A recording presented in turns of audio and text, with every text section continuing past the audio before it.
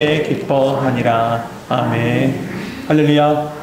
수요일에 나오신 우리 모든 성도님들에게 하나님의 은혜와 평강이 함께 하시길 소망합니다. 오늘의 말씀은 이 사울이 이스라엘 왕으로서 견고하게 세워지는 모습이 오늘 본문에서 나옵니다. 사울은 여러 번의 기적과 이 사무엘의 기름 부음을 통해서 자신을 왕으로 부르셨음에 대한 내적인 확신을 갖게 됩니다. 내적인 증거를 갖게 되죠. 그럼에도 불구하고 그는 어떠한 행동도 어떠한 고백도 하지 않습니다. 그래서 하나님은 미스바에 이스라엘을 대표하는 사람들을 일단 모으게 하고 그곳에서 제비를 뽑아 사울을 이스라엘 왕으로서 공식적으로 그들 앞에 보이게 합니다. 그 순간에 사울이 이제 공식적으로 이스라엘 왕이 된 겁니다. 그 결과 이 왕을 따르는, 그러니까 사울을 따르는 사람들이 있었습니다. 성경은 이들을 어떻게 표현했냐면 하나님께 감동된 유력자들이라고 이렇게 적어놨습니다. 이들은 한마디로 왕의 친위대가 됩니다. 왕의 친위대가 돼요. 그러나 여러분, 인간사가 다 그렇듯이 모든 사람이 공감한 건 아니죠. 이를 거부하는 사람들도 있었습니다. 이러한 상황 속에서 암몬 족속이 쳐들어온 겁니다. 그런데 하나님은 이것을 통해서도 도리어 사울을 더 왕의 자리로 세워줬음을, 사울이 왕의 자리에 세워졌음을 확실하게 이스라엘 모든 사람에게 드러내는 것으로 바꿔서 사용하시는 모습을 보게 돼요.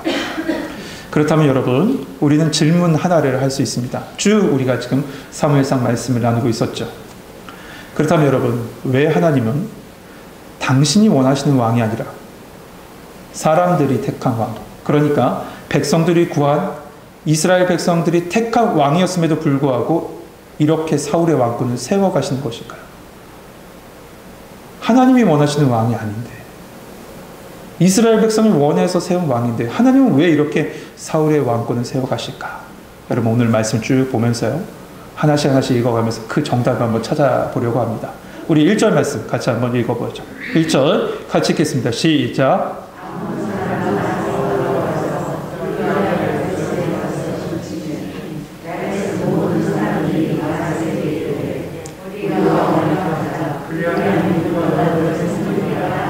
아멘. 암몬 사람 나하스가 이 군대를 잇고 길르앗 야베스를 침공합니다. 근데 이 길르앗 야베스는 어디냐면 사해 동편, 그러니까 요단강 동편에 있는 갓 지역에 있는 곳이 길르앗 야베스입니다. 근데 이곳은 항상 이 암몬, 아람, 그리고 이방의 여러 족속들과 언제나 대치하는 지역이었어요. 특별히 여러분, 출애굽 당시에 이스라엘 12지파 중에 3지파가 이곳에서 정착했었죠. 어느 지파였습니까? 루벤, 갓, 므낫세 반지파가 요단 동편에 이렇게 그들은 정착하게 됩니다. 민수기 32장 1절 말씀 보면 루벤 자손과 갓 자손은 심히 많은 가축대를 가졌더라. 그들이 야셀 땅과 길르앗 땅을 본즉 그곳은 목축할 만한 좋은 장소였더라. 그들은 이 땅에 마음이 든 거예요. 길르앗 땅에 마음이 있었던 거죠.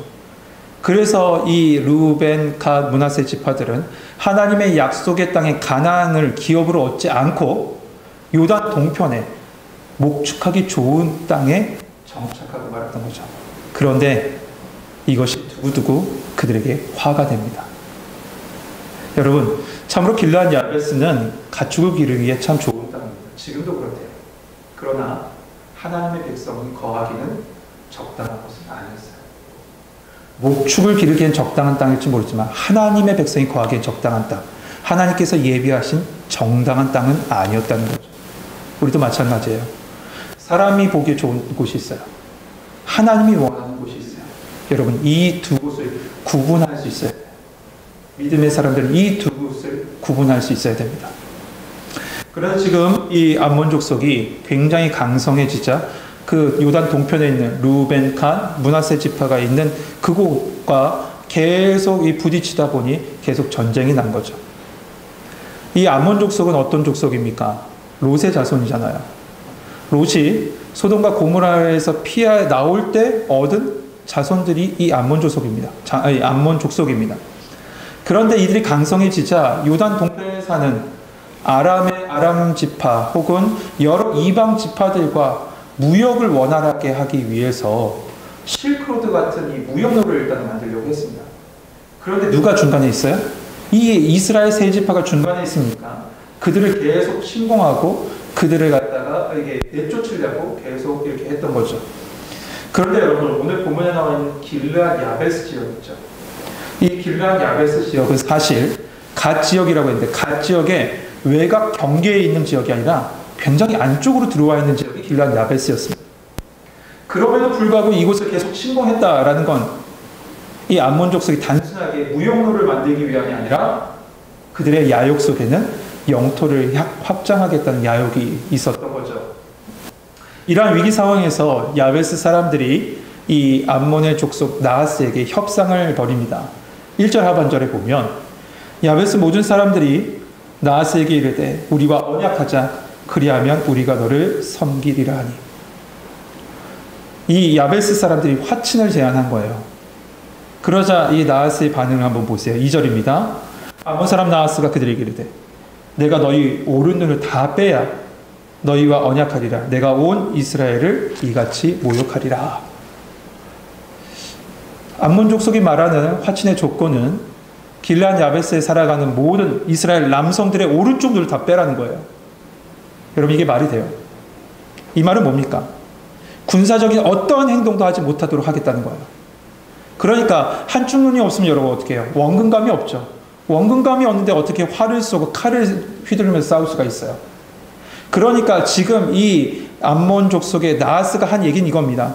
군사적인 역량을, 너의 인생 가운데, 너의 육체 가운데 모두 군사적인 역량을 완전히 제거한 채 무기력한 노예로 살려면 그렇게 해라. 너 노예로 살 수 있어? 그러면 그렇게 해. 라고 완전한 항복을 요구한 거예요. 실제적으로는. 이에 길르앗 야베스 사람들이 어떻게 합니까? 3절 말씀 보죠. 3절 한번 같이 한번 읽어보겠습니다. 같이 읽겠습니다. 시작.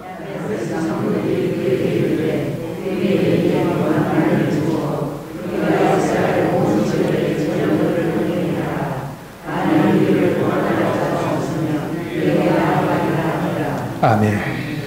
한마디로 이 야베스 장로들이 한 얘기는 조금만 시간을 달라라는 겁니다. 이 나하스의 요구에 시간 달라는 거예요. 그런데 좀 말이 독특하지 않습니까? 여러분, 이 말을 이해가 되십니까? 먼저 뭐라고 합니까? 구원할 자가 없으면 내게 나갈 거다 라는 표현도 좀 그렇고, 7일 동안 여유를 달라.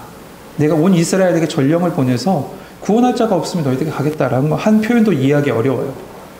그럼에도 불구하고 보면 내용상 나하스는 이 모든 제안을 받아들인 것처럼 보입니다. 왜 그랬을까요? 도대체 나하스는 무슨 생각으로 이 모든 조건을 받아들였던 걸까요? 나하스는 이 길르앗 야베스를 치고 정복하는 것이 전부가 아니라고 생각했던 것 같아요. 이것을 통해서 원하는 바는 이겁니다. 온 이스라엘 민족의 그 사기를 저하시키기 위해서 그래요.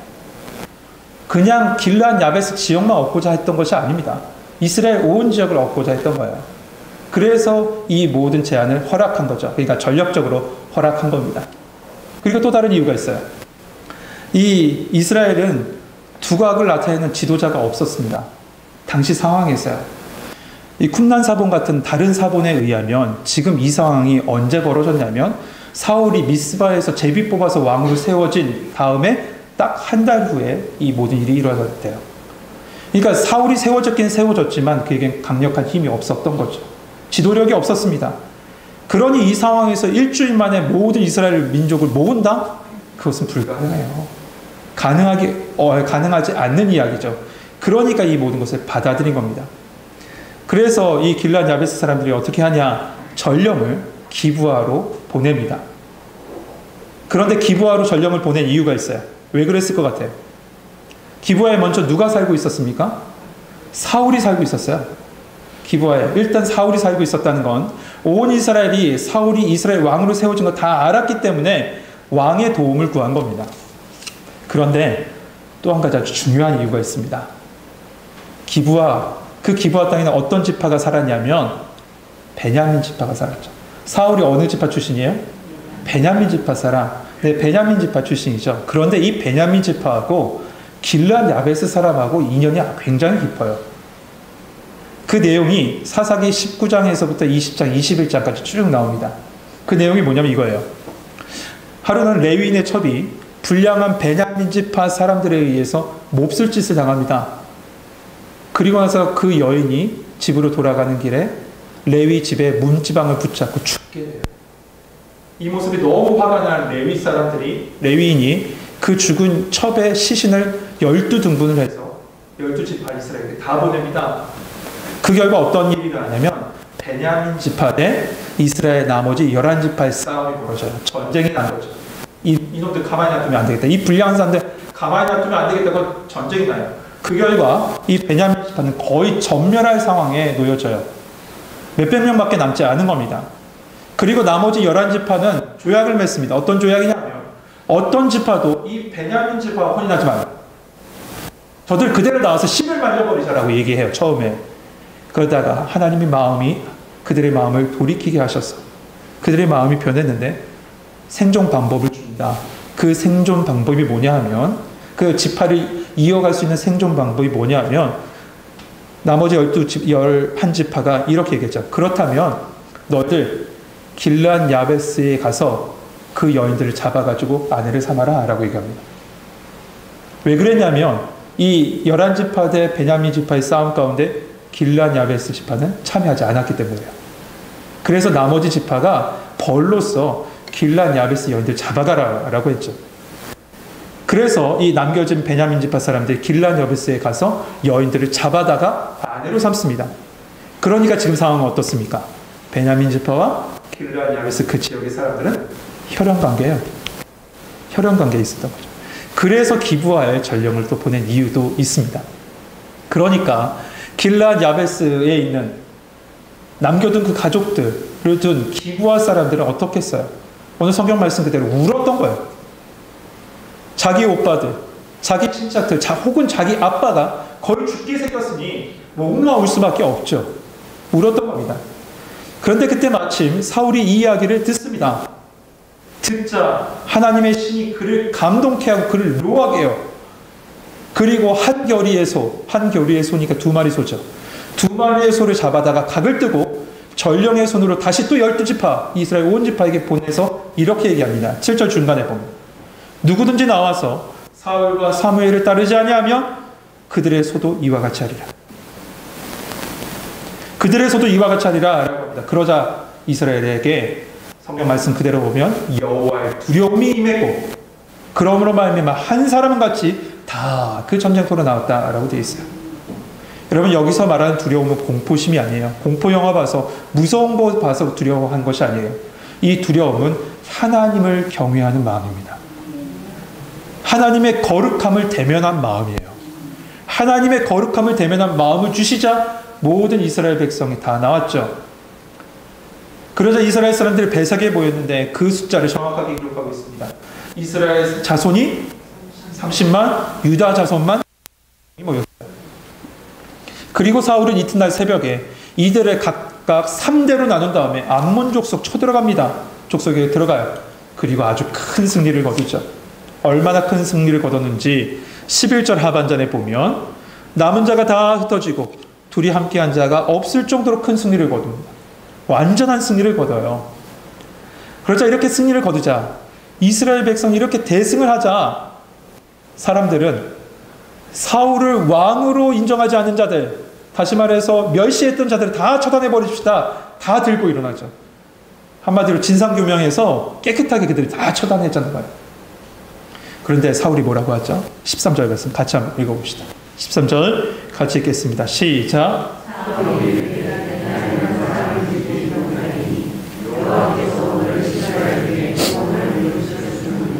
아멘. 여러분 사울 자신도 알았던 겁니다. 이 모든 것 다 하나님이 하셨다는 것. 그렇습니다. 사울이 용맹해서 이렇게 대승을 거둔 것이 아닙니다. 그는 왕으로 세워지는 미스바의 그 자리에서 숨어있던 사람이에요. 그 일을 감당하지 않기 위해서 숨어있던 사람이에요. 그렇다면 그가 이렇게 승리하게 된 이유가 뭐예요? 성경 분명히 얘기하죠. 여호와의 신이 그에게 임했기 때문이에요. 성령이 그를 주장하셨기 때문에 이런 승리를 거둘 수 있게 된 겁니다. 사울은 이것을 알았기 때문에 이 승리가 자신의 것인 양 스스로 자만하거나 자고하거나 자신을 멸시하는 자에게 도리어 안갚음하고 복수하지 않았던 거예요. 도리어 어떻게 합니까? 그들을 다 포용해요. 다 포용합니다. 다 안아내요. 이때 사무엘이 나서죠. 사무엘. 제가 지난 시간에요, 우리 사무엘 얘기 들어보니까 사울과 사무엘을 왔다 갔다 했다면서요. 같은 사시라고 해갖고, 네, 왔다 갔다 했는데 여러분 알아서 들으세요. 네. 이때 사무엘을 통해서요, 이 온 백성들이 다 하나가 되고 화합하는 모습을 보게 돼요. 사무엘이 이스라엘 백성이 이렇게 얘기했죠. 오라, 우리가 길갈로 가서 나라를 새롭게 하자. 그러자 길갈에서 모든 백성들이 모여서 다시 새롭게 하고, 어떻게 새롭게 하냐면 사울을 왕으로 세운 다음에 온 이스라엘이 하나님 앞에 화목제를 드리고 기뻐하며 하나 되는 모습을 보게 됩니다. 이 모습을 통해서 결국 사울은 이스라엘 온 지파의 지지를 받는 온전한 왕으로 세워지는 모습을 보게 돼요. 그러면 여러분, 우리 첫 질문으로 다시 돌아갑시다. 지금까지 쭉 나왔던 11장 1절에서부터 15절의 내용은 이 질문에 대한 답변을 하기 위한 전체적인 내용입니다. 그 첫 질문이 뭐였습니까? 왜 하나님은 당신이 원하시는 왕이 아니라 백성이 구하는 왕이었고 이스라엘 백성이 택한 왕이었음에도 불구하고 이렇게 사울의 왕권을 세우셨던 걸까요? 여러분, 10장 마지막 부분 한번 돌아가 보시겠어요? 10장 마지막 부분에 가면 어떤 불량한 자들이 사울을 향해서 이런 얘기를 하죠. 이 사람이 어떻게 우리를 구원하겠느냐 하면서 비웃습니다. 그때 사울은 반응합니까? 안 합니까? 아무런 반응을 하지 않아요. 그러나 오늘 본문에 돌아와서 암몬 족속과 싸움을 통해서 결국 사울을 통해서 드러냈던 것은 13절 하반절 말씀이에요.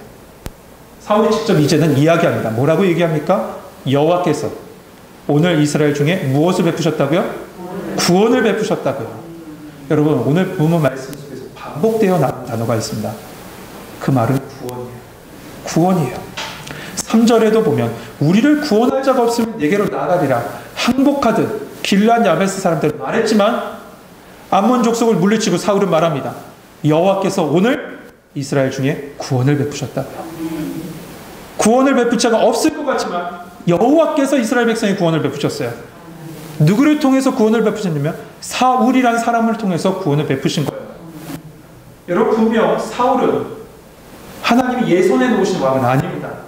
사람들이 요구한 왕이죠. 그렇다고 하나님이 그래 니들이 요구한 왕이니 어떻게 되는지, 어떻게 이스라엘 구원하는지 한번 내가 보자, 두고 보리라 하고 하나님 방관하세요? 멸시하세요? 아니잖아요. 여러분, 이것은 사울을 위해서가 아니라 그에게 맡기신 하나님의 이름과 그의 기업인 이스라엘을 위해서 그래요. 그래서 그 사울에게 하나님의 신 성령을 부으시고 이 이스라엘을 그 위기에서 구원하신 거예요. 그러니까 이 말씀은 단순하게 사울의 왕권을 강건하게 하는 그런 스토리, 이렇게 표면적으로는 보여주지만 이 말씀은 뭐냐? 이스라엘이 비록 하나님을 버리고 자신들의 왕을 세웠지만 그럼에도 불구하고 하나님의 시선, 하나님의 구원 계획은 여전히 이스라엘에게 있다. 그것을 말씀해 주고 계시는 거예요. 왜냐하면 하나님의 궁극적인 사랑은 당신의 독생자 예수 그리스도를 이스라엘 자손 가운데 보내셔서 온 인류를 구원하시기 위한 계획을 가지고 있으셨기 때문에 그렇습니다. 그렇다면 이 말씀 우리에게 가져오면 이렇죠. 여러분, 우리 안에는 하나님의 모든 것 대신 예수 그리스도의 십자가가 세워져 있습니다. 그 십자가가 세워져 있는 한 우리가 비록 부족하고 우리가 비록 연약할지만 하나님의 보호하심과 인도하심은 절대로 멈추지 않는다는 것을 여러분 기억하시길 소망합니다. 다만 여러분, 아쉬움이 있다면 사울에게 그 아쉬움이 있겠죠. 그가 하나님이 세운 왕은 아니었지만 이스라엘을 택한 왕, 이스라엘이 세운 왕이지만 하나님의 손길을 끝까지 의지했다면 얼마나 좋았을까요? 하나님의 손길을 끝까지 의지했다. 여러분, 우리는 사울이라는 사람, 다윗과 솔로몬에 대해서 사울이라는 사람에 대해서 굉장히 간과하죠.